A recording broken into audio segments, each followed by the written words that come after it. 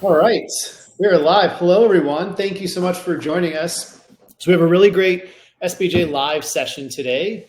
As you can see here, it's called the Game Plan 2024, Navigating the Data-Driven Future of Sports Partnerships. So we have two really great speakers to work us through this discussion today. I'm your moderator, Taylor Bloom. I'm head of sports technology business here at SBJ, and I'm joined by RJ Kraus, head of social at Core and co-founder of Hookit, and then Lauren Greenfield, VP of Global Partnership Strategy and Development at Monumental Sport and Entertainment. RJ, Lauren, thanks for joining us today, guys. Appreciate it. Thanks for having us. And for the audience, this is a kind of a special SBJ live session, in my opinion. Typically, we have like a moderator like myself and then some speakers. We go around in a discussion. But RJ and Lauren have also provided some visuals for us today, and we appreciate that. So we're going to kind of have a discussion plus going through some data and some visuals and some slides. So I think that's a nice touch today.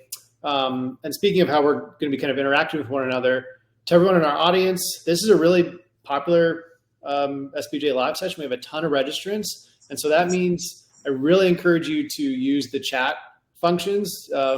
Introduce yourself and then ask questions. I will do my best to sift through any questions and work them into our conversation today. But this is a really cool component overall to these live sessions. So make sure you take advantage of that and ping folks and, introduce yourselves. We've had a lot of connections made in these virtual SBJ live sessions that then go into the real world. So we love seeing that happen. And that's just kind of a note for the audience. We're likely going to go 35 to 40 minutes on our chat today, but if we're on a roll, we'll go a little longer. It depends on questions. So there's no hard stop, but I like to say that there's a little bit of flexibility here. And then the last thing for my notes for everyone is a recording of this will be provided to all of our registrants. So if you can't make all of it, or if you come in late, etc., don't worry. Thank you for registering. That's one of the perks of joining us today. So with that, those are my housekeeping notes. Lauren, I'd love to just have you kind of do an intro, and then RJ. But Lauren, what's new and big in your world? Obviously, MSC made some headlines yesterday there in DC, but would love to kind of talk about that. And then also just intro us and your role and your day-to-day responsibilities right now as we sit here end of March. Yeah, for sure. Hi, everyone. I'm Lauren Greenfield. I oversee the Global Partnership Strategy and Development team here at Monumental. We sit within Global Partnerships and support the full portfolio of Monumental's properties. So with that, every day is different, but holistically, me and my team operate like an in-house agency designed to support all facets of revenue growth and retention, both with new and existing partners. We're sitting at an interesting juncture right now as we wind down the Caps and Wizards seasons, hopefully leading into a playoff push for the Caps, while also teeing off our NBA 2K season with Wizards District Gaming and gearing up for the upcoming Mystics and WNBA seasons. So it's a busy time. Every day is a busy day, but it's really exciting. Appreciate that intro. RJ. Hey, everyone. RJ. I have spent the last 10 plus years digging into data and helping brands and rights holders understand what kind of value is coming out of their partnerships and how to optimize those. So co-founded Hookit quite some time ago, over 20 years ago, and then Core acquired us about 2 years ago. And since then, we've been really pulling the two platforms together to help brands and rights holders to both manage and measure their partnerships as well as their fans and their data, and really just helping them create more powerful partnerships all around. So very excited to take everyone through what we've got today, and really excited for Lauren to be discussing all these highlights that we're going to go through. Yeah, that's great, RJ. So I'll tee it over to you because you have the slides ready to go. And again, to our guests, thanks for introducing yourself. I love seeing the messages pop through. As RJ and Lauren go through some of these slides, we'll be having a discussion. But again, I encourage all of you to ask questions. We can do our best to just kind of pause in places and digest as needed. But RJ, take it away. Perfect. Thanks, Taylor. Cool. So today we're going to go through highlights of our annual State of the Industry report. So we've been doing this for about 3 years now, and we pull from all the different data sources we have available. This year we have a new data source, which we'll go through in a bit, that we're really excited about. Essentially just surfacing insights and trends in the world of partnerships, looking at actual deals and what the deal flow and the trends look like there, as well as the measurement side, and then getting some really good intel from industry insiders and experts. So the full report is going to be available for everyone to download on April 9th. We're just going to go through some of the highlights today and discuss some of the key takeaways. So I'm really excited to get Lauren's viewpoint on it, given that Monumental has a really wide breadth of properties that they manage, and a lot of different partners. So really excited to get Lauren's take on it. And then, like Taylor said, as we're going through this, please pop in questions, and we'll discuss those as we can. The full report is about 80 pages long, so there's a lot of detail in there. Today, what we've done is just extracted some of the highlights, and we'll talk through it. Before we go into it, just a really quick overview of Core, just to give you some of our background. I think most of you probably know or have heard of Core, but we are really focused on, like I said, just helping cultivate more powerful partnerships more than anything. We help rights holders on both the partnership side, sponsorship side, as well as fan management and data management. And then on the brand side, we really help with both the management and the measurement side. So working with a ton of awesome rights holders and brands, nearly 1,000 now that we work with globally. So one of our key areas of focus, though, is around bringing together the world of sponsorship management, which Core has been building software for ages, with the measurement side. So connecting those two, we think, is really the holy grail to identifying ROI, which is really what everyone's trying to do. You measure impact, and you'll see that in some of the highlights that we're going to go through. So that's what our goal is, to help pull those two worlds together to really tell that story. So we have a lot of really interesting data to be able to surface some of these insights. So kind of three buckets here. Number one being the actual sponsored deals. So like about 1,000 rights holders, brands use the platform to manage their deals, and they've opted into for us to be able to aggregate and anonymize some of that data to extract some really interesting stuff. So there's about 56,000 sponsorship deals that are the basis for a lot of these the deal insights. On the social and measurement side, we track pretty much everyone in sports and entertainment. So athletes, teams, leagues, events, venues, plus media, brands, about 500,000 entities in total. For this report, what we're looking at is all the content and activity that's posted by the sports properties. So athletes, teams, leagues, events, venues, about 150,000 in the platform. So we're looking at data over the past, or in 2023, so about 20 million, 19 million social posts, and all the engagement, viewership, and interesting data that comes out of that. And then the last bucket here is something new for the report, which we're really, really excited about, is we just completed an industry-wide survey, got about 1,700 answers to questions around partnership goals and objectives, challenges, and then future outlook. So excited to dive into that and show you what we've got. So first and foremost, I'm just going to go through some of like the top line highlights. So what is the state of the industry? What is the 2023 data revealed? And then each one of these, we're going to go into just a little bit more detail on the makeup of it and some insights there. And then we're going to have a discussion on each one. So number one, what we're seeing, and this is about the second year running that we're seeing this, is that there's a lot more, not a lot, but a lot more. There is more spend, about 4% more spend this year versus last year, but there's a lot fewer deals, so 14% fewer deals. So brands and rights holders are going deeper but narrower. So fewer partnerships, but they're going deeper with those partnerships that they do have. And we'll talk a bit about some of the implications there and kind of what Lauren is seeing in the space that lines up with that. Second is that social engagement, the audience, the power of social, and the value that brands are getting from it continues to rise. So we're seeing a 10% increase in engagement year over year. It's actually 26% increase in video viewership, especially with the advent and the push of Instagram Reels and TikTok. Seeing a lot of content going to video. And as a result of that, we're seeing an increase in brand value. During COVID, we saw a pretty sharp increase as sport really was consumed on social. We saw it flatten out, and now we're seeing that value and that engagement start to rise again. So that's exciting. And then lastly is that while probably obvious to most folks on the call, right? Sponsorship, from our industry survey, we're seeing that sponsorship is still very powerful and growing, but there are challenges that remain. Alignment is a big thing, right? It's critical, and there's some gaps there. And measuring ROI is really difficult. So getting the data and getting the ability to kind of report on that is super tough.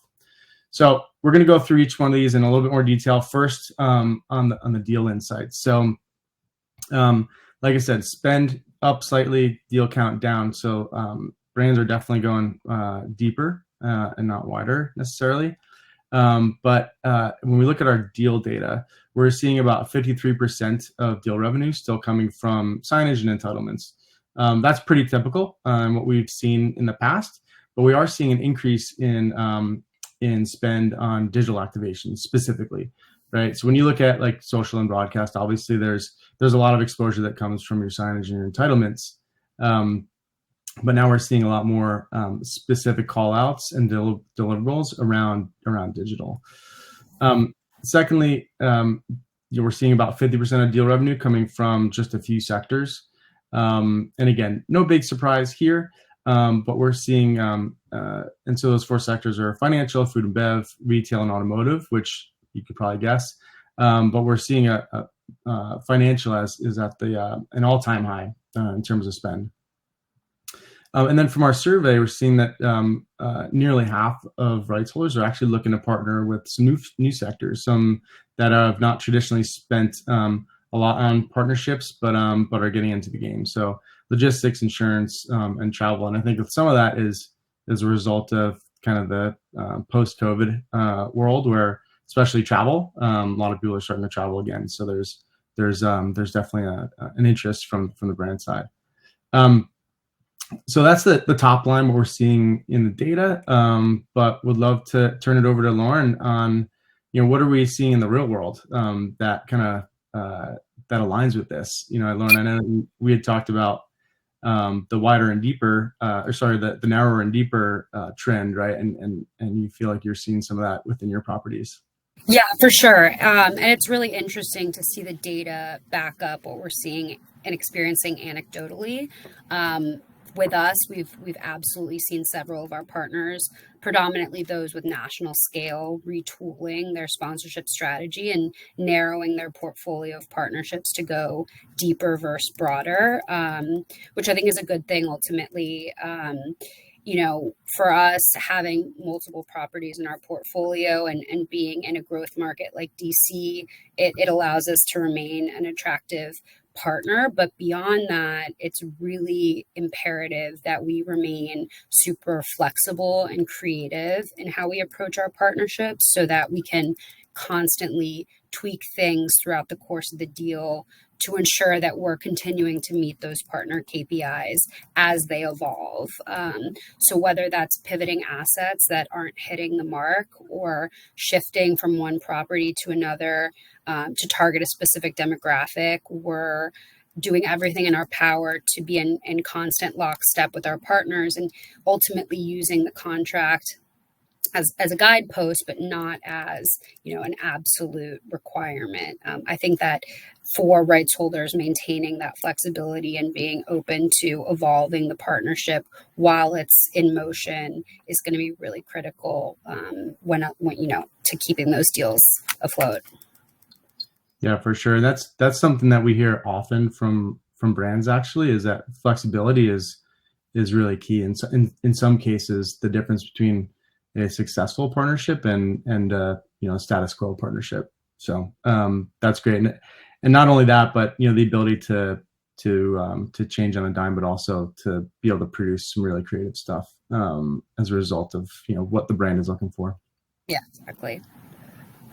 Are there any sectors that you guys are any new sectors that you guys are looking to work with that you haven't in the past? Yeah, for sure. I think that the travel space is really interesting, whether it's tourism, groups or even like government entities or cruises and kind of other like travel partners.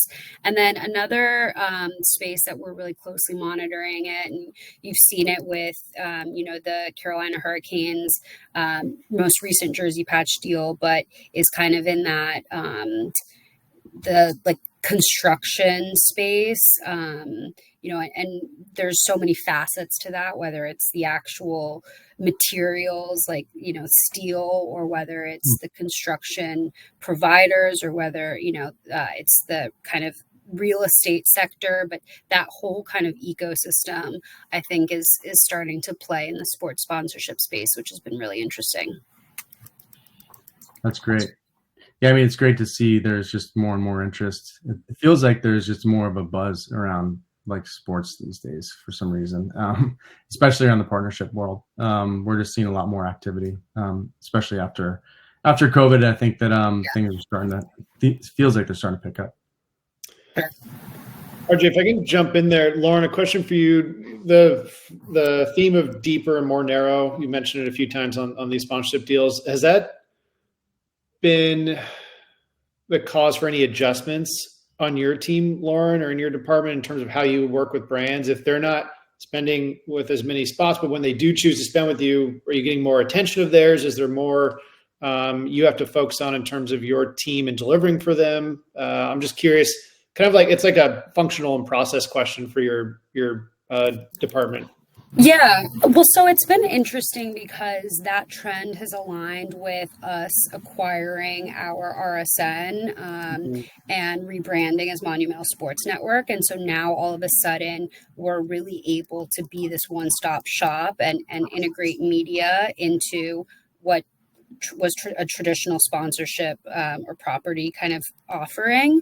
And so I think the timing has been really great for us in our ability to kind of connect the dots that may have been missing or that might be missing with some of the other partners that the brands are kind of looking at. So I think it's really a combination of market and to some extent, we can't control whether or not our market is a priority for X brand. But I think we feel really good about, DC, Baltimore is the third largest combined DMA in the country. So we're in a good spot there. And then also, what as an organization can you offer that your competitors can't? And really making sure that you're amplifying those benefits. And we have added value services, whether it's my strategy team, whether it's our business intelligence group that has a dedicated team of partnership analysts, whether it's our in-house productions. I think some of those like added benefits and being able to provide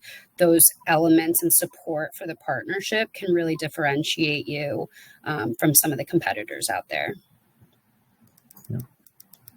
Yeah.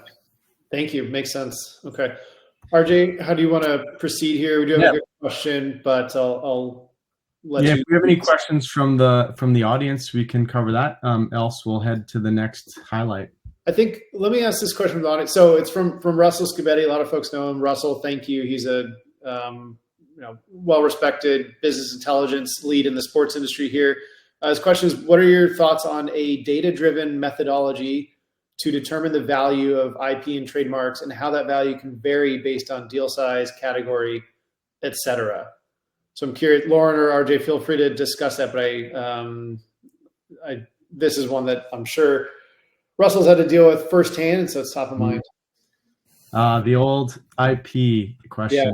Yeah, this is as big of a holy grail probably as ROI is, honestly. Like, I personally have not seen any methodology that is like leading the charge. I think that a lot of different rights holders do it differently, but it is absolutely something that should be included in deals, given that there is obviously, brands are partnering with properties to, for lack of a better term, piggyback on the value that they have and that connection they have with fans. So IP is something that should be included for sure. Lauren, how are you guys handling it? It's a really interesting nut to crack in terms of kind of figuring out and what that value is. And to your point, Russell, I think that it absolutely varies, not only the deal, the category, but also how much is that brand leaning into leveraging the IP and marks. And so kind of figuring out that valuation is imperative, but I don't know that anybody's quite cracked the code. Yeah, I think that there's definitely data to be able to back it up now, where you can look at like social as an example and how people are engaging with a property compared to other properties. I think there's they're surveying off obviously that a lot of rights holders are doing to kind of get a sense of recall on like partnerships and such, but we can also implement that for understanding kind of the value of the property and how near and dear to their hearts it is, and kind of what the IP is there. But yeah, I've not seen anything conclusive, but it's definitely something that's top of mind for us at Core for sure, figuring something out. Cool. Yeah, I don't see any other questions, so we'll head to the next highlight. So social, as everyone knows, is continuing to rise. Right, it is becoming more of a focus within deals, and it's just the way that a lot of folks, especially the younger generation, are consuming sport. And it's not going away. It's not slowing down. We see even just this year, just recently, Messi crossed the 500 million follower threshold on Instagram alone, which is crazy. He and Ronaldo are the only two in the world, but there's 500 million people that are following them, billion plus people collectively. We see 33 billion collective or cumulative fans of sport on social media. It's 714 million new this year, so 2% follower growth. And Instagram remains the 800-pound gorilla. That's where most of the growth is happening. That's where most of the content is happening and engagement. TikTok is definitely starting to nip at their heels, but it's definitely a smaller scale, faster growth, smaller scale. When you look at the audience, it's probably 68% of that 33 billion or so are following athletes. And about 55% of that is following an athlete, team, or league in global football. So that's where kind of some of the dominance is. But again, Instagram is definitely leading the charge there still. We've seen a large increase in engagement year over year. Last year compared to the previous, there was about flat, but we're now seeing an increase in engagement again. Again, 68% of that engagement is happening on Instagram, about 45% of the engagement from teams. So interesting dynamic here where you see majority of audience is actually following an athlete, but the majority of engagement is happening with a team. And might be obvious to some, but obviously teams and leagues have full content teams that are dedicated to producing awesome content for people to engage with. So that's where I think that's coming from. But just interesting to see kind of the difference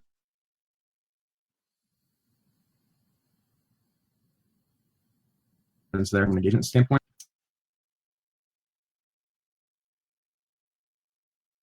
Can you guys hear me still?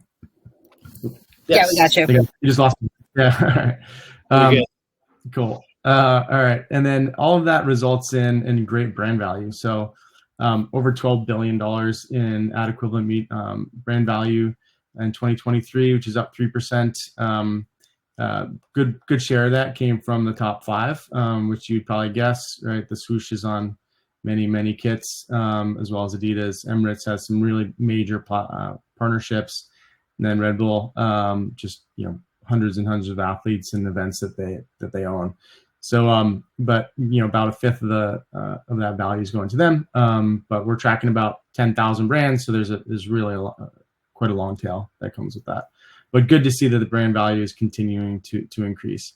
So all that said is, it's obvious that social media is is a place to connect with fans and engage brands, but you have to be balanced with it as well, right? So it is a place for you to create great relationships with fans and to get exposure for brands, but what we see is that the rights holders that are doing it best are really thoughtful about how they use the channel and the medium, right? And not going overtly promotional, but having really nice integrated campaigns and content series that puts the content and the fan first, and then integrates the brand nicely. And Lauren, I know we talked a bit about that and how you guys are approaching it, but would love to hear more and love for the audience to hear it. Yeah. I mean, yes, social media is obviously critical to our business, and in many ways it's a lifeline to our fans, especially those out of market on both a national and a global scale. And it's also a powerful tool for our partners to engage with the fans. But that said, echoing your point, it's critical that it's leveraged correctly. I think that sometimes there's a misconception that social is unilaterally the right fit, and that's just not the case. For example, in our case, only about 30% of our fans are local. So if you're a local brand looking to, say, drive people into your respective business, then social probably doesn't make the most sense. But that said, where we're seeing a ton of success and having a lot of fun right now is we've really reimagined our social sweepstakes through a strategic partnership with Wit Contests, where we're gamifying and diversifying the sweepstakes experience, and with that, seeing massive growth in entries and engagement on behalf of the partners. So I think, again, to your point, RJ, it's really about being strategic and creative and weaving the brands in a way that's going to resonate with the audience and not just, shoving it down their throats. Yeah, for sure. And we have quite a few great examples, many from Monumental, where, the social teams are really looking at the trends within social media, looking at what your own fan base and audience is resonating with. That's the beauty of social, is that you have this like real-time feedback, so you can see what's resonating and how people are engaging. And so the rights holders that are doing it best are taking that data in and learning and trying new things to engage a fan base first and foremost, and then being creative about how the brands are integrated. So on that point, RJ, we have a number of good questions. Thank you everyone for submitting them, but there's one from Clayton that's, I think, really relevant to what you guys are discussing now.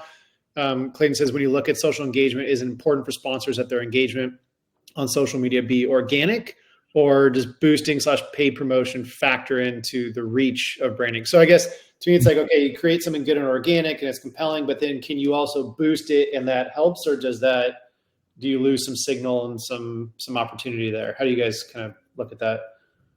That's a great question. And Lauren, if you want to talk about your experience, I can kind of talk through what we're seeing. Yeah, for sure. I mean, I think, again, it goes back to understanding what the partner's objectives are, and not to skip ahead to the kind of third bucket we're going to talk about today, but in terms of being aligned, are they looking for just brand awareness and reach at the highest levels? To me, that's, where an organic platform comes into place. For example, we have Robinhood, who's our jersey patch partner on the Wizard side, on trades and transactions. Every time, a player leaves or joins the organization, their branding is visible. And not only is there connectivity there because they're our jersey patch partner, but those are also our highest impression and highest engaged posts. But then we also have partnerships where a partner's really looking to achieve a specific goal. So with Amtrak, they're really looking to promote travel on the Northeast corridor. So when we're playing Boston, Philly, New York, et cetera, and we're layering in boosted and paid promotion, of those matchups, and we can really exponentially amplify the impact on their behalf. Mm-hmm. Yeah, and what we're seeing, so first off, boosting is an amazing strategy, I think. But like Lauren said, you want to be thoughtful about how you're doing it and for what partners you're doing it, making sure that it's aligned with what their objectives are. But it is a great way for you to get in front of even new folks, new potential fans, and get your brand partners in front of more people, more reach. What we're seeing is that some of the more forward-thinking rights holders, and Monumental included, are looking at the data in near real time and seeing what they should boost and when, and being really timely about it to kind of ride the wave of engagement and to really maximize the exposure. And we're seeing a good addition and boost in value, brand value coming from that as well. 100% would agree with that. And we definitely encourage rights holders to allocate actually activation budget to account for that, because it is a great strategy to drive maximum brand value. For sure. And just to add on to that, I think there's two ways to approach it, whether it's just a generalized bucket of funding, against your department that can be allocated when needed if a campaign is underperforming or if there's a critical renewal coming up or, for whatever reason, or to allocate it into the deal, especially if, in the Amtrak example, they're looking for very specific, success metrics to have that allocated into the deal and be able to apply it, as RJ mentioned, by monitoring the data and seeing when it's most relevant. Yeah. Cool. Well, I know there was a couple other questions that came up, but those are actually, we'll cover some of that in this next section. So unless there's anything else, Tyler, did you have anything you wanted to cover on this? You read my mind. No, we can proceed and we'll circle back to some of these questions. They're excellent questions. So thank you, everyone. Right on. So the last kind of highlight here is just the fact that obviously sponsorship is powerful. I think we're all here and aware of that.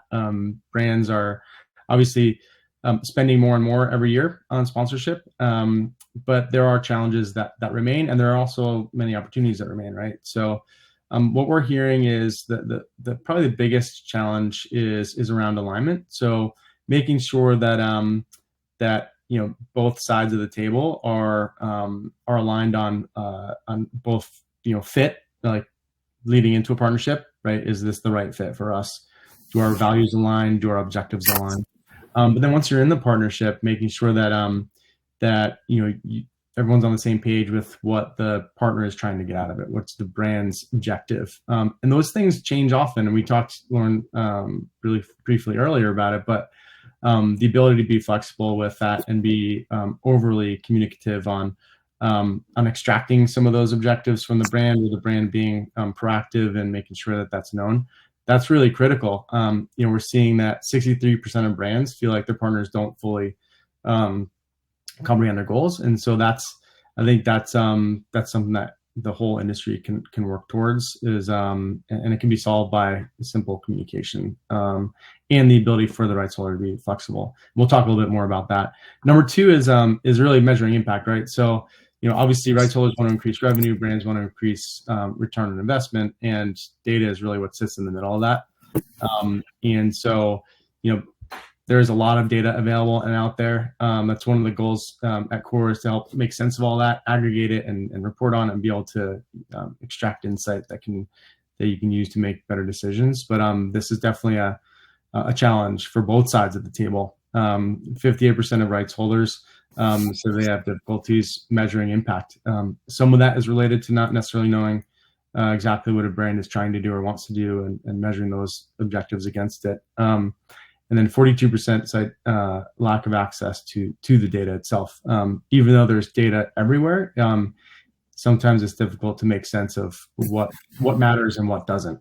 And then lastly, and one of the opportunities that brands, while they are going narrower and deeper, brands are looking for new opportunities and new spaces to invest in. Number one on the list is women's sports. 54% of the brands surveyed said that they are looking to invest more in women's sports. in addition, invest more in sports and team deals. And then 42% say that they want to invest and expand their athlete coverage, both on the pro and the college side. So I know there was a question about that, and we'll jump into it in a little bit. But that is something we're seeing, is that diversification by sport, by property type, and then getting into like individual athlete and NIL deals is something that's on brands' radar. So first, I guess discussion wise, let's hit the alignment question, right? Lauren, we talked about this. How do you guys approach when you're going to and you're in discussions with a potential partner? Like how do you guys, and what types of things do you look at to determine fit? Yeah, I mean, one of the things I'm most proud of the work we do here is we really don't offer any cookie cutter partnerships. Every single one is tailored to the partner's objectives. So conversation one is always understanding what the brand's objectives are, and then building and tailoring assets that meet those objectives. That said, those can evolve throughout the course of the partnership. So we work really hard as a group, whether it's leveraging our business intelligence team, and the constant communication that our partnership marketing team is in, plus the support of my team to measure those KPIs throughout the course of the partnership, both through third parties and in-house surveying, and to measure what's working and what's not. And then also, to your point, just having that line of communication and that ability to be transparent and, hear from the partner, like, this really isn't hitting the mark. Okay, great. Let's talk about what might, and offer some solutions, and just constantly being very solutions oriented and minded throughout every phase of the partnership. Cool. There's actually a question that's related to this I wanted to bring up too, from Brad Zimmerman. So he said, with team deals, is there a consistent ask or set of rights that the brands are looking for, or is each deal completely different from the next? Like, what are you guys seeing in that world?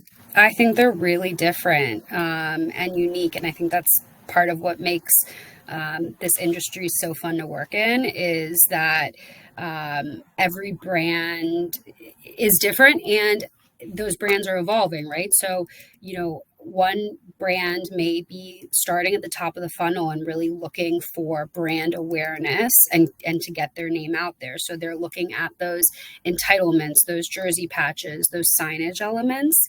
And then once that has kind of proved successful, then they're looking to move down the funnel and really look at opportunities for conversion. And so it's really, it's not a one size fits all for sure. Yeah. That's good. And that's what brands want, which is great. Yeah. So and what we're seeing in data is, like I mentioned earlier, signage and entitlements make up over half of the revenue, but there's so much nuance within that, right? I mean, as you know, right, there's a million different ways to approach signage and entitlements.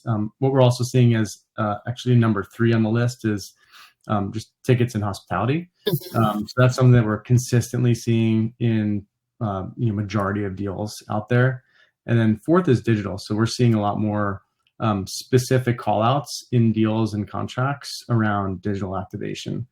So although those are kind of consistent, how you go about doing that and delivering on that is totally different for every brand, like Lauren said. For sure. And there's, for those who don't know, we had a conversation with one of our partners, and we're talking about a traditional suite, and they asked us, can we use the suite outside of game hours? And it really allowed us to flip the model on its head entirely. And so we built basically a business center for them in the arena that they're able to use to host business meetings 365 days a year during the day, and then transition that into a hospitality experience for the game or concert at night. But again, right, like that mentality of, even though it's never been done before, let's do it, instead of just, yeah, sorry, no, suites are only available, for events. That's very cool. Lauren, I love that that idea came from the brand themselves too. I think that's a really good point. Obviously, you guys were receptive to it, but some of these ideas like couldn't come from you guys because you're just not. It's not your thing you're living, and that for them, they're like, "Hey, can we use this amazing property you have in a different way?" I think that's something that a lot of people can learn from. It's a two-way street when with the alignment. Absolutely. Yeah, cool. That's very cool. So second highlight, right? Measuring impact, the challenge across the board. We're seeing a lot more interest lately on both sides of the table to be able to kind of collect, aggregate, and make sense of this data. It's like I mentioned in the beginning, that's one of our main focuses. But we have a good question from Seth Greenberg on this, Lauren, that I think you could address best. So when measuring the performance of your sponsorship assets, do you find yourself benchmarking that performance against the other properties in your market, or is it more benchmarked against comparable teams within your league? It's a really good question. I think it's primarily focused on probably the latter, but honestly, I'd throw a third in the mix, which is benchmarking against themselves, right? So like we really focused on year over year growth, whether that's impressions, engagement, brand lift, conversions, etc. I think that's really been our primary focus. And even during the span of a season, so with Robinhood, right, where we launched at the beginning of the Wizards season, being able to measure, by quarter throughout this first year and show the lift in recognition as a partner and consideration as a potential client. I think that that's really where we focus most of our energy as opposed to benchmarking against other properties either in the market or elsewhere. Yeah, that's a really good call out. And that's actually what we're seeing in the data as well. Like first and foremost, find the metric that matters for each partner because they're going to be different. And that's one way to make sense of the data as well, to be flexible and to be thoughtful about what your partner is trying to do. But then, yeah, time over time is the best benchmark. Like, are you improving? Are you working towards the goal that your partner has and that you have for yourself? And then, sorry, one thing I'll add too is we also do a lot of comps against just the general population in the market. So Wizards fans, Caps fans are, more likely than the general DMV population to X. And just showing, right, like you can be a traditional advertiser in this market, but that doesn't necessarily equate to that intangible value of engaging with sports fans.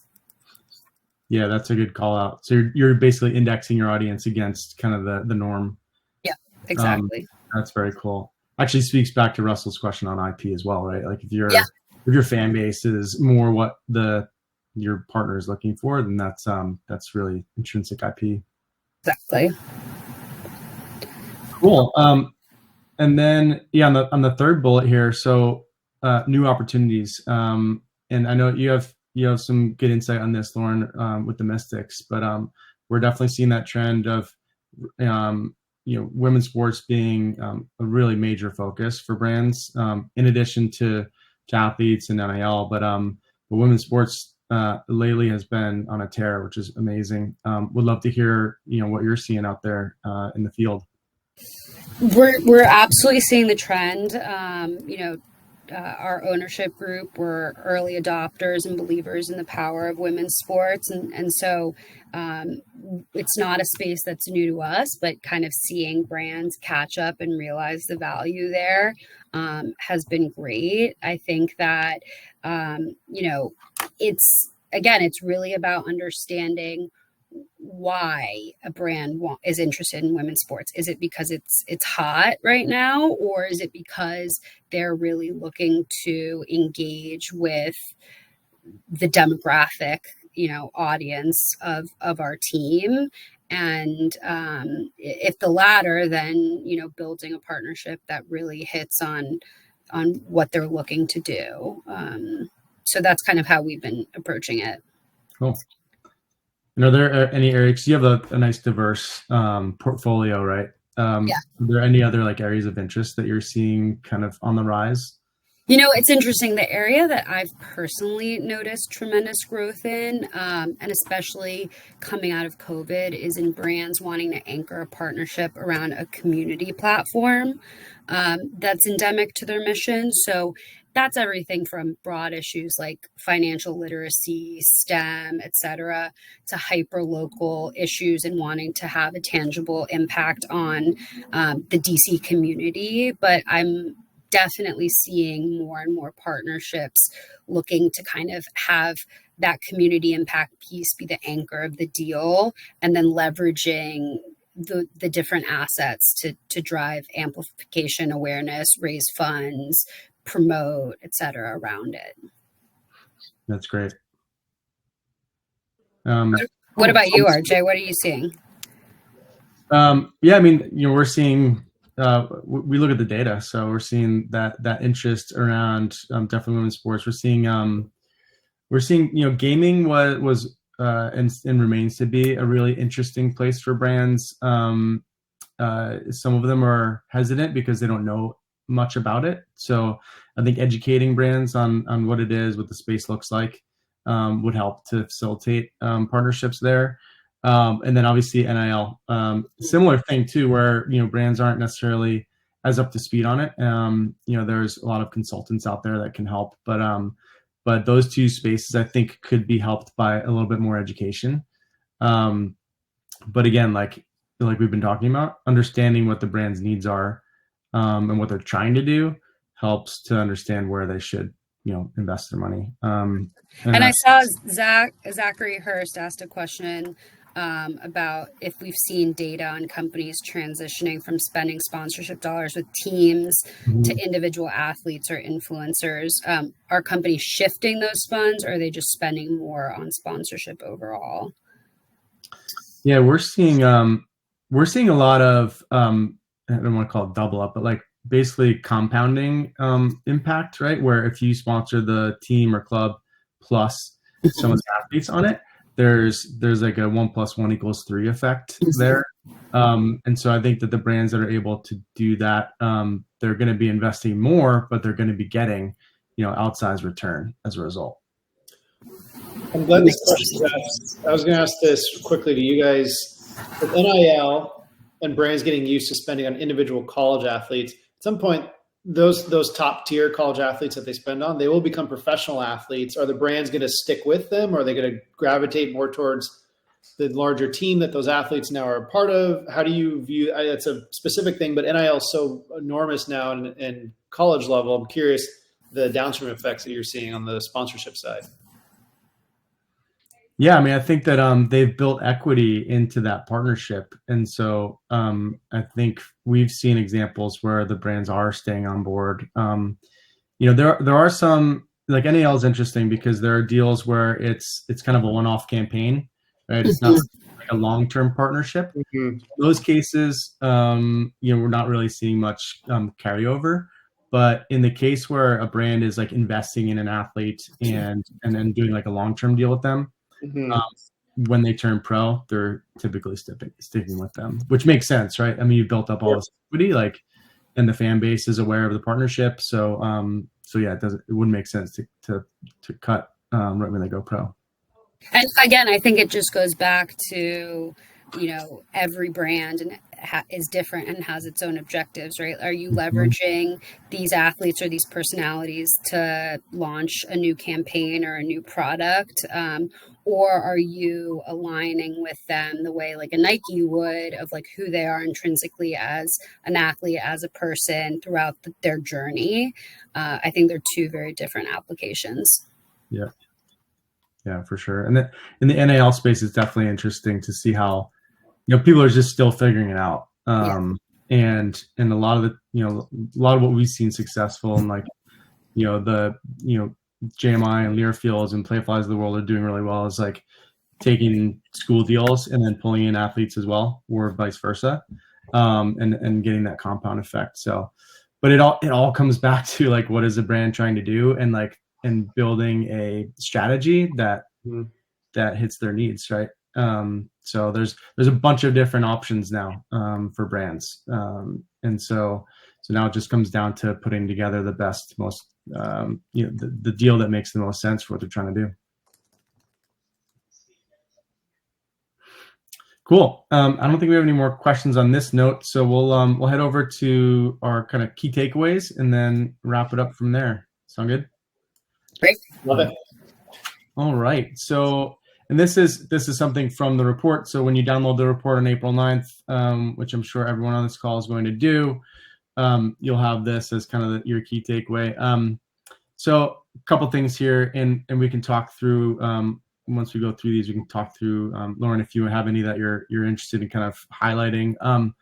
Number one, we talked about, right, is alignment, understanding where the gaps are, understanding that there is a gap in communication around objectives and being consistent about it, and having those discussions often, early and often. That's a key. Digital dominance. So brands are definitely prioritizing digital and social assets. It's coming through in the deal data. We're seeing more line items, specific to digital, where in the past it was either an add-in or throw in, or just assume that it was going to come from signage entitlement assets.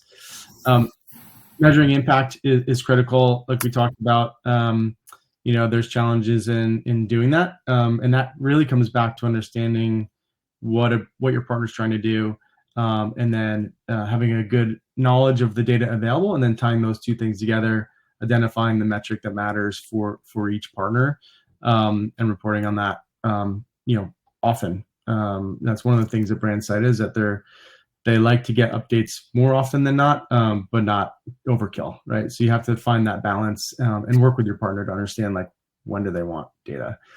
Communication, collaboration, again, goes back to the flexibility comment of, being able to understand what your partner's wanting, what they need, and deliver on it, and be flexible to deliver.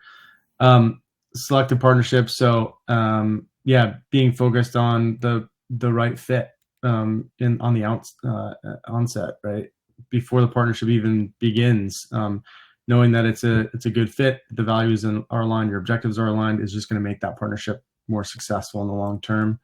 And then lastly, just using social, as best you can to optimize both fan engagement as well as brand exposure. There's a lot of opportunity there, but be strategic about it, and don't kind of overdo the brand promotion. So those are kind of the 6 key takeaways. Lauren, do you have any like parting thoughts on any of these? Again, I think it's just really interesting to see the data align so closely with what we're seeing and experiencing anecdotally. So I'm really excited to dig into the report in full, and kind of be able to leverage these data nuggets to tell the story, as part of kind of the entire process that we go through on our side. Awesome. Great. Well, thank you both. This is the exact dynamic we were looking for. Love the visuals. I always love a good takeaway slide. So RJ, this is a great way to end it. Lauren, thank you so much for joining us and bringing your perspectives from Monumental and DC there. RJ, remind us, so this is obviously just a snapshot of the overall report. Where do people go on April 9th to get the report? What's an easy way to access that? Yeah, just go to coresoftware.com, and there'll be a big old link there to download it. Awesome. And as a reminder to our attendees, who, by the way, you all were wonderful, excellent questions. Really appreciate it. You really added a lot to this. This is all recorded and available to anyone to watch on demand after, anyone that registered, that is. So thank you very much to the many people that registered. And then, of course, RJ and Lauren, you guys really drove a great conversation here today. So thank you. Cool. Thanks, everyone. Thanks, everyone. Thanks, Lauren. All right. Bye, all.